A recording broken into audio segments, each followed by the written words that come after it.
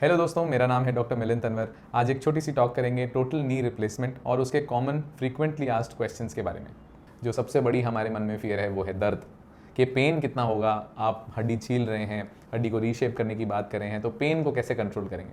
तो दोस्तों बहुत कॉमनली आजकल हम यूज़ करते हैं एक पद्धति जिसको हम कहते हैं कंबाइंड स्पाइनल एपिड्यूरल एनेस्थीसिया, जिसमें क्या होता है कि आपकी रीढ़ की हड्डी में एक छोटी सी हम एक ट्यूब डाल करके रीढ़ की हड्डी के साथ साथ और छोड़ देते हैं, जिसमें से दवाई डायरेक्टली आपकी नसों की तरफ पहुंचाई जाती है। इससे आपको मुंह से कोई दवाई खाने की या नस से कोई दवाई लगवाने की या कोई भी ऐसी दवाई लेने की जो आपकी किडनी पे असर करती हो, वो ज़रूरत नहीं पड़ती। पहले 2 से 3 दिन एपिड्यूरल एनेस्थीसिया में टॉपअप नाम की चीज़, यानी कि उसमें दवाई देने से आपको 6 से 8 घंटे तक यूजुअली असर एक रहता है। आपको अपना पैर भारी लग सकता है, पर आपको दर्द की अनुभूति करीब करीब 10 पैसे बराबर ही होगी। अगर हम लोग मूवमेंट्स की बात करें तो 6 से 8 घंटे में जैसा स्पाइनल यानी कि रीढ़ की हड्डी में लगाने वाले एनेस्थीसिया का इफेक्ट जब कंप्लीटली वियर ऑफ करता है, तो मोटर मूवमेंट्स यानी कि पैर के पंजे की चाल, पैर को घुटने से सीधा करके उठा पाना, ये सभी पेशेंट्स डे 1 से डे 2 पर कर पाते हैं।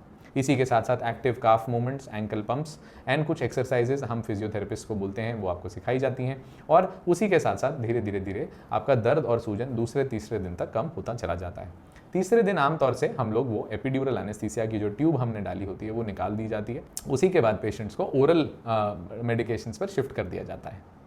तो दोस्तों इसमें स्पाइनल एपिड्यूरल एनेस्थीसिया के अंदर एक सिंपल प्रिक लगता है लोअर बैक में, और उसके बाद उसी से हम लोग पैरों को सुन या दर्द कम करने की दवाइयाँ देते हैं। सबसे ज़रूरी मुख्य अहम सवाल जिसके ऊपर हम लास्ट में आ रहे हैं वो है recovery timeline after TKR। Recovery timeline से पेशेंट्स का यूजुअल मतलब होता है कि वो अपनी सभी एक्टिविटीज़ को कैसे कैसे कब कब रीगेन कर पाएंगे।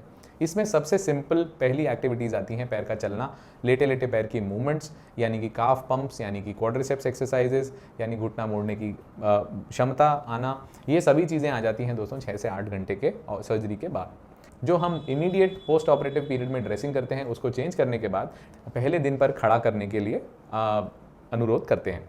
तो ज़्यादातर पेशेंट्स करीब करीब 10 में से 6-7 पेशेंट्स यूजुअली पेनलेसली खड़े हो पाते हैं अपनी टांगों पर पूरा वजन दे करके।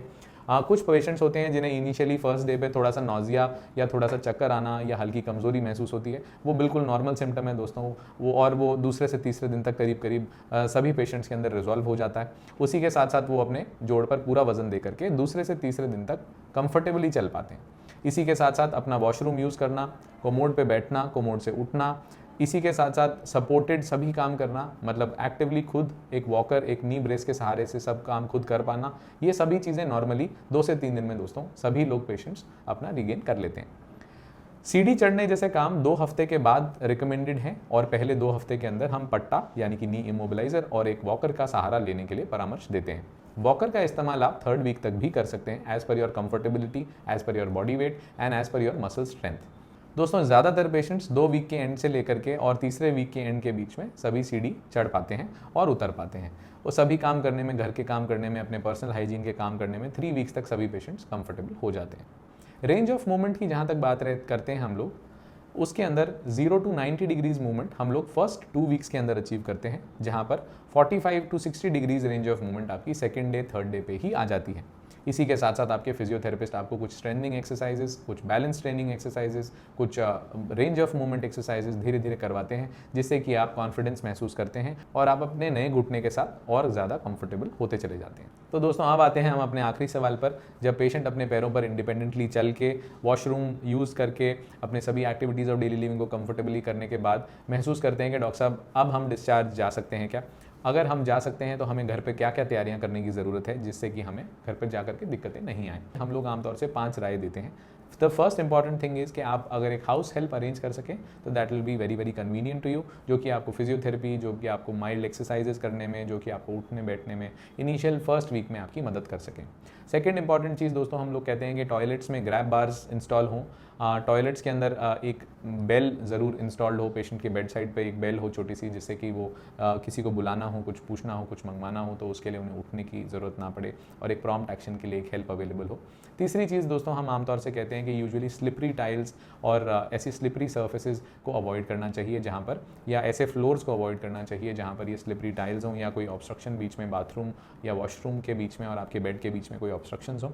जहाँ पर आपका बेडरूम है वो अगर ग्राउंड फ्लोर पे हो तो आपके लिए सबसे उचित होगा, क्योंकि इनिशियल फर्स्ट 2 वीक्स के अंदर सीढ़ी चढ़ पाना बहुत सारे पेशेंट्स नहीं कर पाते और दर्द होने की वजह से अंडर कॉन्फिडेंस में रहते हैं।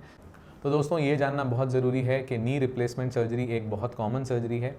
बहुत कॉमन से मैं कहना चाहूँगा कि जॉइंट रिप्लेसमेंट सर्जरी में सबसे कॉमन सर्जरीज़ जो की जाती हैं वो नी रिप्लेसमेंट सर्जरीज़ हैं। यूनाइटेड स्टेट्स जैसे देश के अंदर करीब 700,000 नी रिप्लेसमेंट्स एक साल में किए जाते हैं और सीरियस कॉम्प्लिकेशंस के जो यूजुअल रेट्स हैं वो अराउंड 1% के आसपास रहते हैं। ऐसी कोई भी सर्जरी नहीं है दोस्तों जो कॉम्प्लिकेशन से मुक्त हो। These surgeries are very very rewarding, so we always encourage and the right indicated patient to undergo this surgery and have the most benefit from this surgery at the right time.